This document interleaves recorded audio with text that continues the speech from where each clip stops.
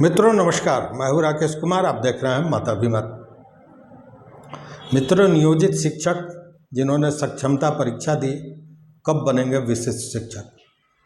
नियोजित शिक्षक और अन्य शिक्षकों के लिए जो ट्रांसफ़र की पॉलिसी बननी थी, जिसके लिए बाज़ाब्ता 4 सदस्यीय कमेटी बनी थी, उसने अपना रिपोर्ट भी दिया था। क्या हुआ उसका? एक पूरी टीम, बिहार सरकार के शिक्षा विभाग की टीम गई थी तमिलनाडु में, वहाँ के शिक्षा व्यवस्था के तरीके को देखने, वहाँ का जो पैटर्न है उसको देखने, और फिर उसको लागू करने की बात हो रही थी। क्या हुआ उसका? ये सारे चीज़ कहीं ना कहीं अधर में लटका हुआ है।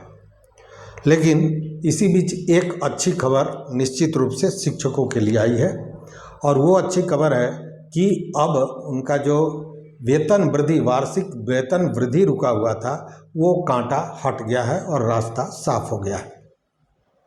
और ये कैसे हुआ है सो समझिए। देखिए, लगभग 3.25 लाख नियोजित शिक्षक ऐसे हैं जो जिनके वेतन वृद्धि का मामला अटका हुआ था, और उसके पीछे जो कारण था वो था राज्य शिक्षा शोध एवं प्रशिक्षण परिषद SCERT जो होता है,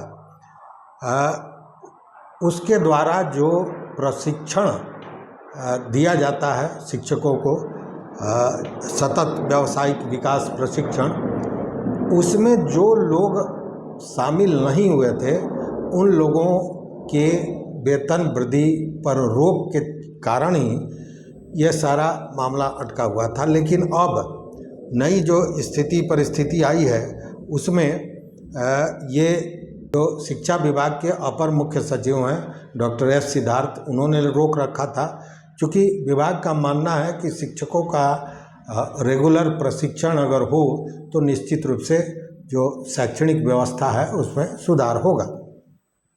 खैर, ये बातें थी, लेकिन आपको हम बता दें कि अभी लगभग 2,92,144 ऐसे शिक्षक हैं जिन्होंने यह प्रशिक्षण पूरा कर लिया है, और उसमें सीमांचल कोसी क्षेत्र के ही 75,594 शिक्षक हैं और पटना के 12,520 शिक्षक हैं।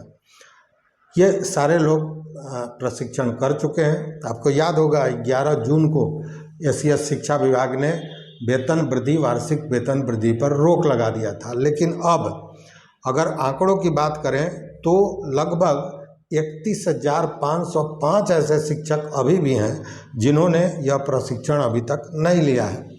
अब SCERT ने प्रशिक्षक शिक्षकों की कोटिवार सूची जारी कर दी है, और ये उन लोगों की सूची है जिन लोगों ने प्रशिक्षण दिया है, और जिन लोगों ने प्रशिक्षण ले लिया है उनका वेतन वृद्धि का जो मामला रुका हुआ था अब उसे हरी झंडी मिल गई है, और उस स्थिति में उन शिक्षकों का, नियोजित शिक्षकों का वेतन वृद्धि होगा।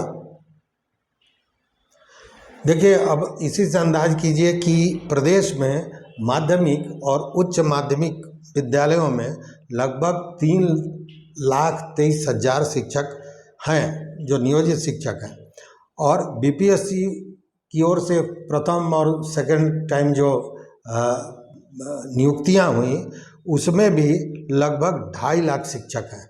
मतलब कि अगर दोनों को हम जोड़ लें तो लगभग 5,77,000 शिक्षक हैं, और इसमें से 2.25 लाख जिनका वेतन रुका हुआ था, लगभग 3 लाख, वैसे 2.25 लाख शिक्षक थे जिनका वेतन वृद्धि रुका हुआ था, अब उनको हरी झंडी मिल गई है। अब जरा एक चीज़ और देख लें कि अगर राष्ट्रीय स्तर पर शिक्षक और छात्रों की अनुपात है उस पर अगर ध्यान दें तो देखिए, पूर्व में ये अनुपात था 451 का, मतलब 451 के अनुपात पर शिक्षकों की बहाली थी।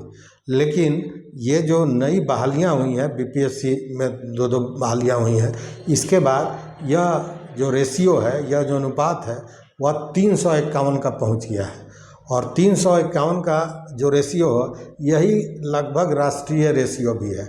मतलब कि इस स्तर पर, राष्ट्रीय स्तर पर जो अनुपात है उस स्तर तक बिहार भी पहुंच चुका है।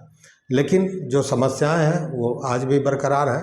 खैर, ये एक अच्छी खबर थी, इसलिए मैंने सोचा कि आपको बताऊं कि वेतन वृद्धि को लेकर जो मामले अटके हुए थे उसको हरी झंडी मिल गई है। लेकिन अभी तक कब विशिष्ट शिक्षक बनेंगे, कब ट्रांसफ़र पोस्टिंग का नीति तय होगा, क्या यहाँ फिर तमिलनाडु की बात हो रही है कि उस शैक्षणिक पैटर्न को लागू किया जाएगा, वो होगा। इसके पूर्व आपको याद होगा दिल्ली की शिक्षा व्यवस्था को देखा गया था और तब यह चर्चा हो रही थी कि उसको यहाँ लागू किया जाएगा। मतलब कि अभी सब चीज़ बादलों के पीछे है, जब बादल छटेगा तो चीज़ें सामने आएगी।